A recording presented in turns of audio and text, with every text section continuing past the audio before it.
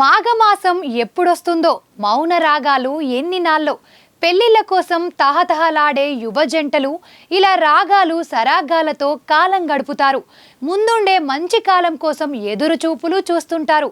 అయితే శకుని సైంధవుల మాదిరి తయారయ్యే మాయాదారి మూడాలంటే మాత్రం వీళ్లకు ఒళ్ళుమంట.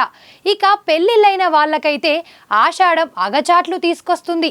లగ్నాలకు ముహూర్తాలకు మూడాలు ఆషాఢాలు విఘ్నాల్లా నిలుస్తూ ప్రేమ జీవులు విరహాప్రియులు కొత్తగా పెళ్ళైన వారి పాలిట శాపాల్లా మారుతున్నాయి. అసలు మూడాషాఢాల కథ కమామీషు ఏమిటి? గురుమౌఢ్యం ఏమిటి? శుక్రమూఢ్యం ఏమిటి? ప్రత్యక్ష నారాయణుడైన సూర్య భగవానుడికి దేవగురువు, బృహస్పతికి రాక్షస గురువు, శుక్రాచార్యుడికి అంటే గురు శుక్ర గ్రహాలకు ఉన్న సంబంధం ఏమిటి? సూర్యుడిని సమీపించి గురు శుక్ర గ్రహాలు వన్నె కోల్పోతే మధ్యలో మానవులకు అగచాట్లు ఏమిటి? గురు శుక్ర గ్రహాలు విగ్రహాల్లా నిస్తేజంగా మారితే లగ్నాలు ముహూర్తాలకు బ్రేకులు ఏమిటి?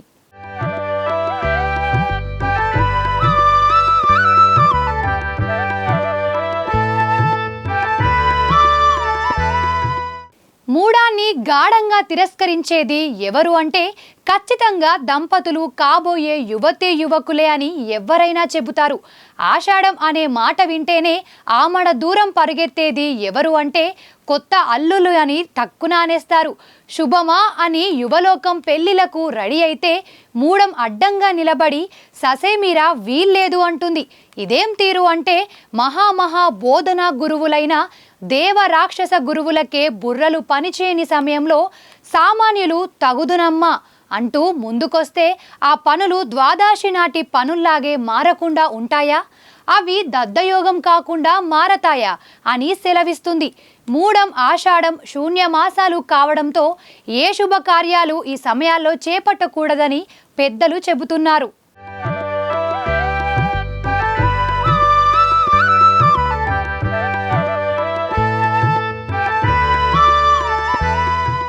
విశ్వావసు అంటే సమృద్ధి, అభివృద్ధి, విశ్వాసానికి నివాసం కలిగించేవాడు భగవంతుడు అని అర్థం. ఏది కలిగి ఉంటే జీవులు సంతోషంగా ఉంటారో దానిని ఇచ్చే వత్సరం విశ్వావసు సంవత్సరం అంటారు. అయితే విశ్వాసానికి నివాసం, సమృద్ధి ఇవ్వగలిగే వాడైన భగవంతుడు సైతం సూర్యశక్తిని నిలువరించలేడు కదా. సూర్యుని చెంతకు గ్రహాలు వెళ్లి కుప్పిగంతులు వేస్తామంటే మాత్రం ఆ సర్వశక్తిమంతుడు దానిని సమర్థించడు. ఎందుకంటే సూర్యశక్తి ముందు అన్ని శక్తులు దిగదుడిపే.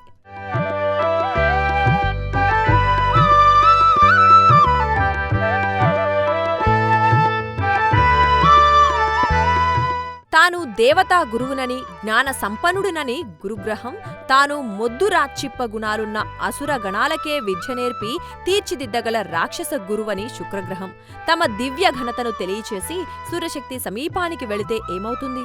వాటి శౌర్యం, ప్రతాపం, గొప్పతనం అన్నీ హరించుకుపోతాయి.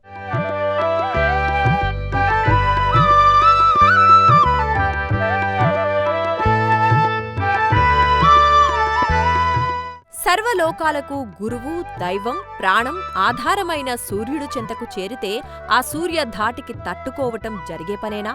సూర్యుని చెంతకు గురు శుక్ర గ్రహాలు సమీపించినప్పుడు తమ మేధా సంపత్తి, విజ్ఞాన భాండాగారాన్ని గురు శుక్ర గ్రహాలు కోల్పోతాయి.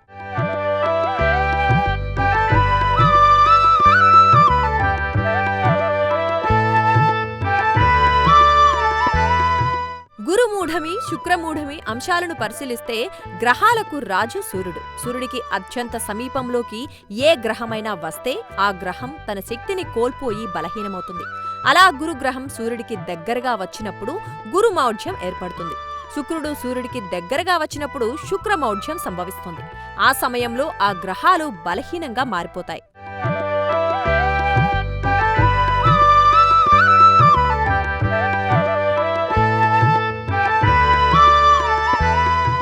గురు శుక్ర గ్రహాలు సూర్యుడికి సమీపంలో ఉన్నప్పుడు మూఢాలుగా పరిగణించి ఆ రోజుల్లో ఎలాంటి పనులు చేయరాదని పెద్దలు చెప్తారు. ఎందుకంటే ఏ శుభకార్యానికైనా గురు శుక్ర గ్రహాల బలమే ప్రధానం అంటారు. ఈ రెండు గ్రహాలు బలహీనంగా ఉన్నప్పుడు ఏం చేసినా కలిసిరాదని పండిత శ్రేష్ఠులు, పురాణ పెద్దలు చెప్తున్నారు. శుభగ్రహాలుగా గురు శుక్ర గ్రహాలకు పేరుంది. అయితే సూర్యగ్రహానికి గురు శుక్ర గ్రహాలు చేరువైతే వాటి వన్నె తగ్గి స్తబ్దంగా మారతాయి.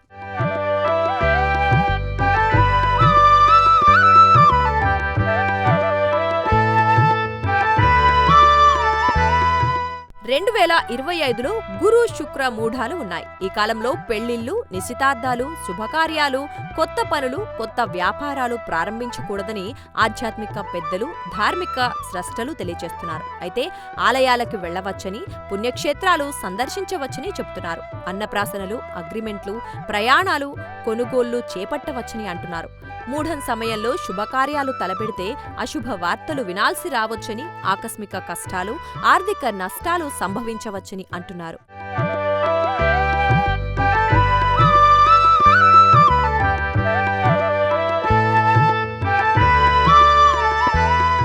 మాఘం వస్తోందనో వచ్చిందనో అంటే పెళ్లి కల వచ్చేసిందని పరిణయాలు కావలసిన యువలోకం కేరింతలు కొడుతోంది. అయితే మూఢం మాట ఎత్తితేనే యువతకు చిర్రెత్తుకొచ్చేసి బ్యాడ్ మ్యాడ్ అని కామెంట్లు చేసేస్తారు.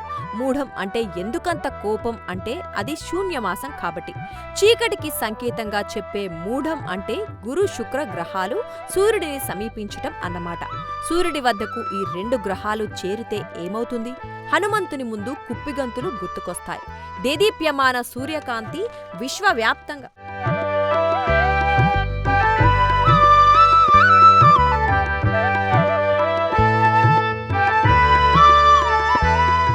దేదీప్యమానమైన సూర్యకాంతి విశ్వవ్యాప్తంగా వెదజల్లుతుండగా గురుగ్రహం భానుడి సమీపానికి వస్తే అంత మహామేధో సంపన్నుడైన దేవగురువు సూర్యధాటికి వెలవెలబోతాడు, కాంతిహీనంగా తయారవుతాడు.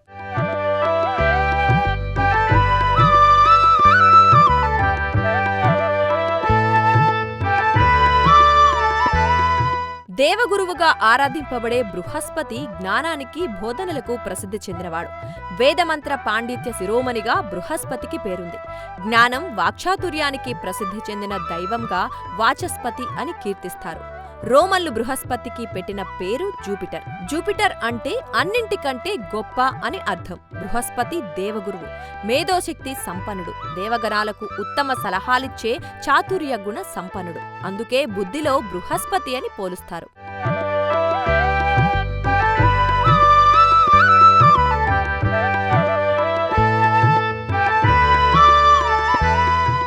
గురు శుక్రులిద్దరూ గురువులే కదా.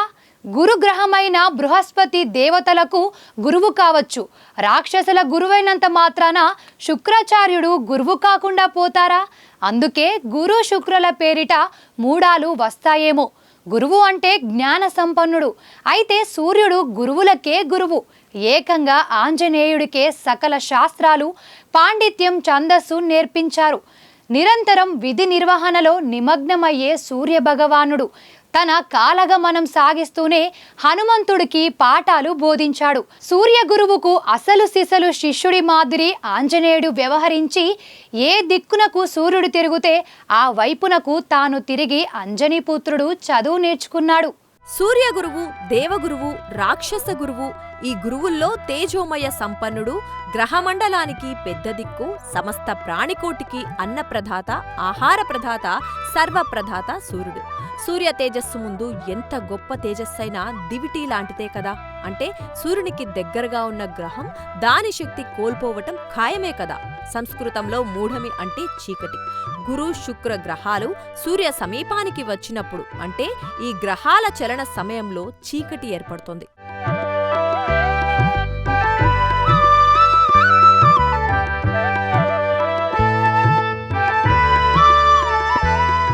శుభగ్రహాలైన గురు శుక్రులు బలహీనంగా ఉంటారు కాబట్టి మూఢాల్లో వివాహాది శుభకార్యాలు జరపకూడదని పండితులు చెబుతున్నారు. లగ్నపత్రిక రాసుకోకూడదని, వివాహానికి సంబంధించిన మాటలు కూడా మాట్లాడుకోరాదని అంటున్నారు. పుట్టు వెంట్రుకలు తీయించటం, గృహ శంకుస్థాపనలు వంటి పనులు చేయకూడదని, అలాగే ఇల్లు మారటం వంటివి చేయకూడదని అంటున్నారు.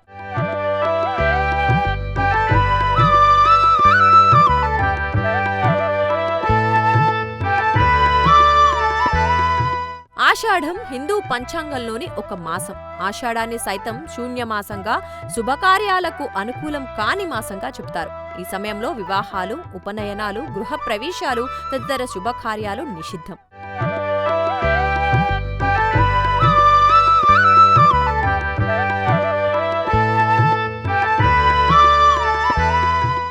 గురుమూలమూఢం, శుక్రమూలమూఢం. ఈ మూడాల్లో దేవ రాక్షస గురువులైన గురు, శుక్రగ్రహాలు సూర్యశక్తికి తల వంచి తమ యుక్తిని కోల్పోతాయి. సాక్షాత్ దేవగురువు, రాక్షస గురువులే జ్ఞానశూన్యులుగా మారితే జనజగత్తు విపత్తుమయంగా మారకుండా ఉంటుందా? అందుకే శూన్యమాసాల్లో వివాహాది శుభకార్యాలు, గృహ ప్రవేశాలు చేయరాదని పంచాంగ పెద్దలు, జ్యోతిష్య ప్రవీణులు, ఘనపాటి ప్రముఖులు తెలియజేస్తున్నారు. జూన్ 10 నుంచి జూలై 8 వరకు గురుమూఢ కాలమని పండితులు, పంచాంగకర్తలు చెబుతున్నారు. ఈ సమయంలో జాగ్రత్తగా ఉండాలని అంటున్నారు. మూఢం సమయంలో శుభకార్యాలు చేస్తే అరిష్టాలు, నష్టాలు సంభవించవచ్చని తెలియజేస్తున్నారు. శుభకార్యాలు గురుబలం ఉన్నప్పుడే నిర్వహించాలని అంటున్నారు.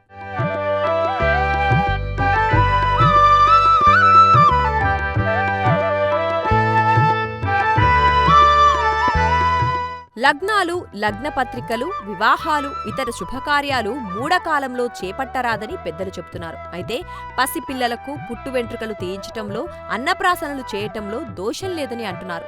ఇల్లు మారటం, సొంత ఇళ్లకు వెళ్లటం, వ్రతాలు చేయటం, విగ్రహ ప్రతిష్టాపనలు చేయటం నిషిద్ధమే అని చెబుతున్నారు. చెరువుల తవ్వకాలు, ఇంటి బంగారాన్ని తాకట్టుగా పెట్టడం కూడని పని అని అంటున్నారు.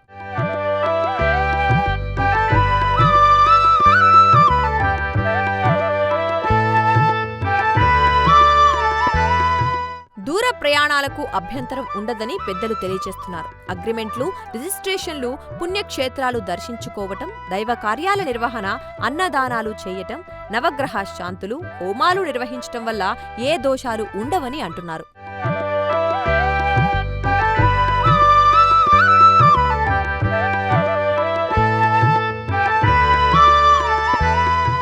అటు పురాణాల ప్రకారం చూసినా, ఇటు ఖగోళ గ్రహ శాస్త్రాల ప్రకారం చూసినా గ్రహ సంచారానికి అధిక ప్రాధాన్యం ఉంది.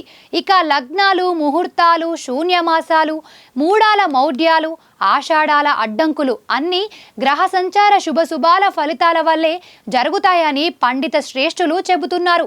గ్రహస్థితి కారణంగా శుభకార్యాలకు అనుకూలం కాని సమయాన్ని మూఢమని మన పెద్దలు ఒక్క మాటలో చెప్పేశారు. నవగ్రహాలు సూర్యుని చుట్టూ తిరుగుతాయి. వీటిలో భూమి సైతం గ్రహమే. భూమి, సూర్యుడు గ్రహానికి ఒకే వరుసలో ఉంటే ఆ గ్రహం భూమి మీద ఉన్నవారికి కనిపించదు. ఇదే మూఢమని సైన్స్ భాషలోనూ తెలుస్తోంది. దేవ రాక్షస గురువులు సూర్యగ్రహం చెంతకు చేరి మందమతుల్లా మారితే ఆ పరిస్థితే అస్తంగత్వ పరిస్థితి అంటారు. ఆ మూడాలే గురు, శుక్ర మౌఢ్యాలు. ఆషాఢం సైతం శూన్యమాసమైనా కొంత వెసులుబాట్లు ఉంటాయని పెద్దలు చెబుతున్నారు. అయితే కొత్త అల్లుళ్ళు అత్తారింట అడుగు పెట్టడానికి మాత్రం ఆషాఢం అడ్డుగోడలా నిలుస్తుంది.